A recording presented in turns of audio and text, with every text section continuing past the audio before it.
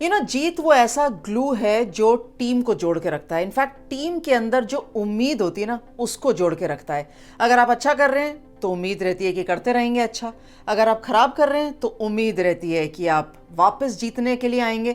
और जैसे वो जीत आती है ना, तो वो उम्मीद और जीत का जो मिश्रण रहता है वो इतना बढ़िया रहता है कि आपको हर चीज़ लगती है परफेक्ट तरीके से चलती हुई, और इसी तरीके से आगे भी चलनी चाहिए। जिस तरीके से भारतीय टीम ने वापस अपने आप को सीरीज में लाने की कोशिश करी, फिर सीरीज में लाए, मैं T20 सीरीज की बात कर रही हूँ अगेंस्ट साउथ अफ्रीका, वो क्लियरली नजर आ रहा था कि आसान नहीं था, अच्छा खासा मुश्किल था, और एक चुनौती थी भारतीय खिलाड़ियों के लिए कि क्या वो अपने घर पर साउथ अफ्रीका से वापस जीत सकते हैं और क्या उनको चुनौती दे सकते हैं। उस चुनौती में भारतीय टीम खरी उतरी, और जो मुस्कुराहट थी या जो खुशी थी वो उनके चेहरे पर और टीम के पास आराम से अच्छी तरीके से नजर भी आ रही थी।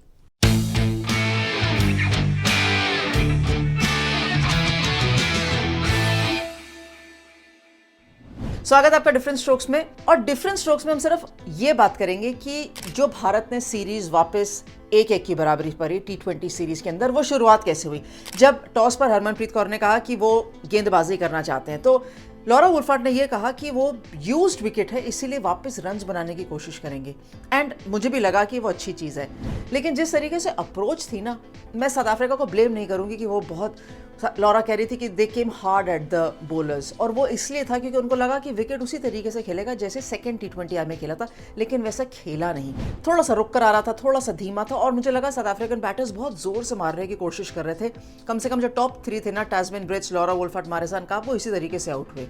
जब वो 3 जल्दी आउट हो जाते हैं तो फिर ऑफकोर्स पावर प्ले के अंदर आपको दबाव पड़ता है, और पावर प्ले के बाद 10 ओवर के अंदर तो ऐसा लग रहा था जैसे साउथ अफ्रीकन टीम ने बिल्कुल हार मान ली हो, और जो उनके मिडिल ऑर्डर है, Chloe Tryon, Nadine de Klerk and वगैरह वगैरह, सारे वो कैसे रन बनाएंगे। और वहां तक भारतीय गेंदबाजों का पूरा अहम योगदान था साउथ अफ्रीका को वो फील कराने के लिए। मैं हमेशा मानती हूँ कि, या मैं अभी तक ये मान रही हूँ कि भारतीय टीम की जो एक कमजोर कड़ी है ना, वो है गेंदबाजी। लेकिन T20 तीसरे वाले के अंदर कम से कम ये दिखा कि वो कोशिश है कि वो जो छोटी छोटी कमियां हैं वो पूरी की जाएं। पूजा वस्त्रकर ने बहुत अच्छा स्पेल डाला, अरुंधति रेड्डी ने अच्छा स्पेल डाला, तो वो फास्ट बॉलिंग कॉम्बिनेशन जो था वो बहुत अच्छा चला। श्रियंका पाटिल ने अच्छा स्पेल आके डाला, दीप्ति तो अगर अच्छा डालती हैं, ये कॉम्बिनेशन के साथ प्लस राधा यादव का जो वो स्पेल था ना, एक भी स्पेल अगर हल्का हो जाता है ना तो वहाँ टीम को नुकसान होता है। लेकिन वो भारतीय टीम ने नुकसान होने नहीं दिया, वो दबाव क्लियरली बना कर रखा साउथ अफ्रीकन बैटिंग ऑर्डर पे, और जब उनके ऊपर के 3-4 आउट हो गए तो दबाव तो वैसे ही मिडिल ऑर्डर पे था। ये तो बिल्कुल था कि 100-150 रन तक बहुत ही मुश्किल पहुंचेगी, लेकिन अंडर 100 साउथ अफ्रीका का पहुंचना was a surprise for me, क्योंकि जिस तरीके से उन्होंने वनडे क्रिकेट खेली, जिस तरीके से टेस्ट मैच खेली, वो सरप्राइज था। खैर, भारतीय गेंदबाजों के ऊपर फोकस करना ज्यादा जरूरी है, क्योंकि हमारा बबलू भाई पूजा वस्त्रकर, उन्होंने इतना बढ़िया प्रदर्शन किया है। वो थोड़े से लेट जगी है सीरीज के अंदर, क्योंकि वनडे सीरीज में खेल रही थी, टेस्ट मैच में थी, लेकिन जो उनकी जागृति हुई है ना, वो T20 सीरीज के अंदर ही हुई है, और थर्ड T20 में तो बिल्कुल अराइव हो गई। सीरीज खत्म हुई पर पूजा वस्त्रकर अराइव्ड। अब आप कहेंगे कि ये बबलू कौन है? अरे, पूजा वस्त्रकर का नाम बबलू है, और हमें कैसे पता है?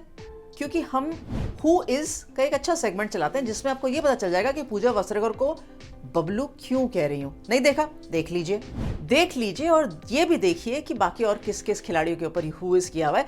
खैर, इस मैच के अंदर अगर हम वापस आके बात करेंगे तो यहाँ से भारतीय टीम एशिया कप के लिए जाएगी। सरप्राइजेस हैं ही नहीं, क्योंकि जो अमनजोत कौर हैं वो इंजर्ड हैं, बाकी जो सपोर्ट स्टाफ है उसके साथ, मतलब जो सपोर्टिंग प्लेयर्स जा रहे हैं वो ज़्यादातर गेंदबाज हैं, थोड़ा बहुत सपोर्ट मिलेगा। तो ये अच्छी चीज़ है कि सबको श्रीलंका का एक दौरा मिल जाएगा, क्योंकि श्रीलंका जाएंगे, भारत चेन्नई में अंदर खेल चुके हैं, विश्व कप बांग्लादेश के अंदर है, तो थोड़ा बहुत क्रिकेट खेलना और एक्सपोजर रहेगा मौसम का, क्योंकि मौसम सबसे बड़ा चैलेंजिंग चीज़ रहेगी श्रीलंका के अंदर। अगर बारिश हुई तो और ज़्यादा चैलेंज हो जाएगा। खैर, इस पूरी श्रृंखला में मुझे लगता है कि साउथ अफ्रीका बहुत अच्छी टूरिंग टीम निकल कर आई, क्योंकि वनडे क्रिकेट भले ही भारतीय टीम जीती हो, लेकिन उन्होंने टेस्ट किया था। देखिए, पहले वाले में तो अब पहुंचे ही नहीं थे, सेकंड में जब आए थे तो 325 रन ऑलमोस्ट चेज हो गए थे, तीसरे तक भी अच्छा फाइट दिया, टेस्ट मैच में और बढ़िया प्रदर्शन करके दिखाया।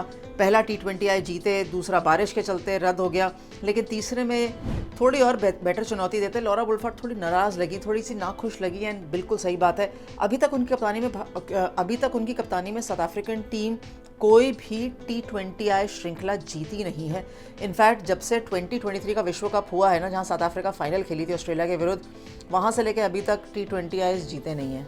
तो एक अच्छा रिकॉर्ड नहीं है, लेकिन क्योंकि साउथ अफ्रीकन टीम है, हमें पता है कि बहुत कंपेटिटिव है एंड आई थिंक इंडिया के अंदर आके उन्होंने दिखा भी दिया कि हल्का मत लीजिए। माने हम कंसिस्टेंटली जीत नहीं रहे, लेकिन हल्का मत लीजिए। मुझे लगता है कि ये सीरीज़ भारतीय टीम के लिए बहुत अच्छी रही in terms of identification, preparation. लेकिन अब तो गाड़ी चलनी शुरू हो गई ना, अब तो डिफरेंट स्ट्रोक्स खेलने का वक्त आ गया है। और अच्छी चुनौती भारतीय बैटिंग ऑर्डर में भी है। देखिए, मुझे उमा छेत्री से मैं बड़ी इंप्रेस हुई, बहुत अच्छा, उनका छोटा सा रोल था लेकिन बहुत बढ़िया रोल था। सो कम से कम ये है कि अस्तिका भाटिया, ऋचा घोष, उमा छेत्री सब आसपास हैं और ये अच्छी चीज़ है कि सब आसपास हैं। खैर, हमारे लिए ये था कि इस श्रृंखला में भारतीय टीम किस तरीके से निकल कर आती है, तो बहुत सारे पॉजिटिव्स दिखे। आपको क्या क्या पॉजिटिव्स दिखे? क्योंकि यहाँ से लेके एशिया कप तक भारतीय टीम थोड़ा सा रेस्ट करेगी और फिर ट्रैवल करेगी टू श्रीलंका। तो आप ये बताइए कि आपको भारतीय टीम में कौन से पॉजिटिव्स दिखे एंड साउथ अफ्रीकन टीम में कौन सी अच्छी चीज़ें दिखी जो भारतीय टीम अपने खेल में उसको इस्तेमाल कर सकती है, इनकॉर्पोरेट कर सकती है, यूज़ कर सकती है। ये आपके लिए। और हु इज़ के सेगमेंट में अब बहुत जल्दी बहुत सारे नए खिलाड़ी भी आने वाले हैं, क्योंकि ओलंपिक्स भी शुरू हो रहा है ना। लेकिन चलिए, थोड़ी उससे पहले हम एशिया कप की बातें कर लेंगे। सरप्राइजेस डिफरेंट स्ट्रोक्स पे आते रहेंगे नए नए कंटेंट के साथ। तो आप सब्सक्राइब करेंगे तो बहुत अच्छा लगेगा, लाइक कमेंट शेयर करेंगे, चलिए हम उससे भी काम चला लेंगे। लेकिन सब्सक्राइब करेंगे तो आपको तुरंत पता चल जाएगा कि what is coming next. So what is coming next? Stay tuned. Thanks very much for watching different strokes.